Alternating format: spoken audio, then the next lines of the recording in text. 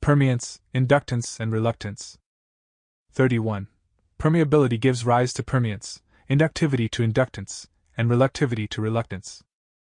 The formal relation of reluctance to reluctivity with magnetic force and induction is the same as that of resistance to resistivity with electric force and conduction current, or of elastance to elastivity with electric force and displacement.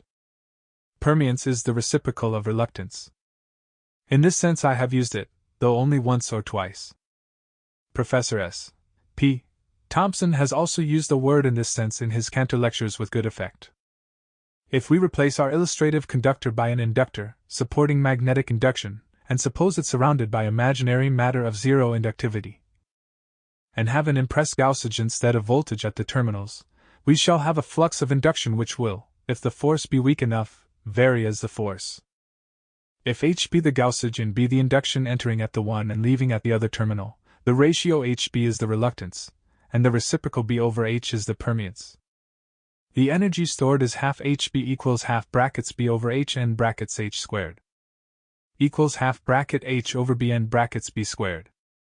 When the relation of flux to force is not linear, we can still usefully employ the analogy with conduction current, or with displacement by treating the ratio BH as a function of H or of B, as witness the improved and simplified way of considering the dynamo in recent years.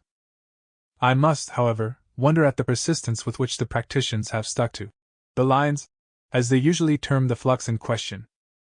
I am aware that the use of the name induction for this flux, which I have taken from Maxwell, is in partial conflict with an older use. But it is seldom, if ever, that these uses occur together, for one thing. Another thing is that the older use of the word induction has very largely ceased of late years. It was not without consideration that induction was adopted and, to harmonize with it, inductance and inductivity were coined. Inductance of a circuit. 32. The meaning of inductance has sometimes been misconceived. It is not a synonym for induction, nor for self-induction, but means the coefficient of self-induction, sometimes abbreviated to the self-induction. It is essentially the same as permeance, the reciprocal of reluctance, but there is a practical distinction. Consider a closed conducting circuit of one turn of wire, supporting a current C1. As will later appear, this C1 is also the gaussage. That is, the line integral of the magnetic force in any closed circuit, or the circuitation of the force. That is, the line integral of the magnetic force in any closed circuit, or the circuitation of the force embracing the current once is C1. Let also B1 be the induction through the circuit of C1. Then, B1 equals L1 times C1, where, by what has already been explained, L1 is the permeance of the magnetic circuit, a function of the distribution of inductivity, and of the form and position of the conducting core. The magnetic energy is half B1 times C1 equals half L1 times C squared. By using the first expression in equation 7, remembering that H there is now represented by C1, and then using equation 8. This energy of the current resides in all parts of the field, only usually a small portion occupying the conductor itself. Now substitute for the one turn of wire a bundle of wires, and in number, of the same size and form.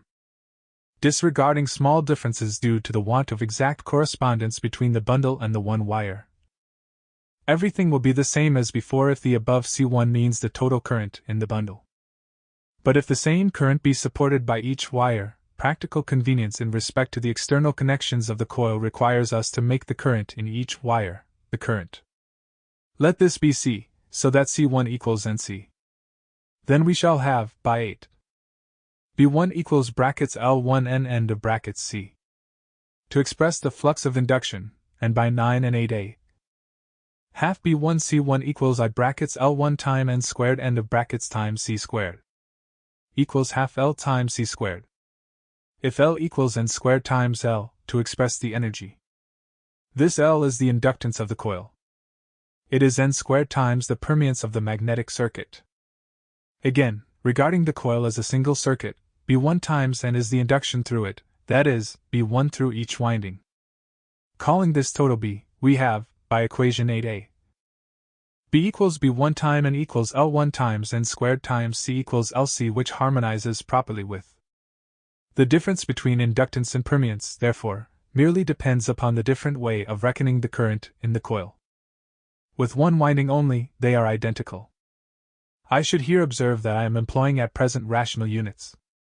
Their connection with the Gaussian units will appear later. It would only serve to obscure the subject to bring in 4 pi, that arbitrary and unnecessary constant which has puzzled so many people. It will be seen that the distinction between permeance and inductance is a practical necessity, in spite of their fundamental identity. But which should be which? On the whole, I prefer it as above stated, especially to connect with self-induction. Regarding permeability itself, it would seem that this name is more particularly suitable to express the ratio mu over mu0 of the inductivity of a medium to that of ether, which is, in fact, consistent with the original meaning, I believe, as used by Sir W. Thomson in connection with his electromagnetic definition of magnetic force. But to inductivity, as before mentioned, a wider significance should be attached. As has been more particularly accentuated by Professor Rucker, we really do not know anything about the real dimensions of mu and c. Or, more strictly, we do not know the real nature of the electromagnetic mechanism, so that mu and c are very much what we choose to make them, by assumptions.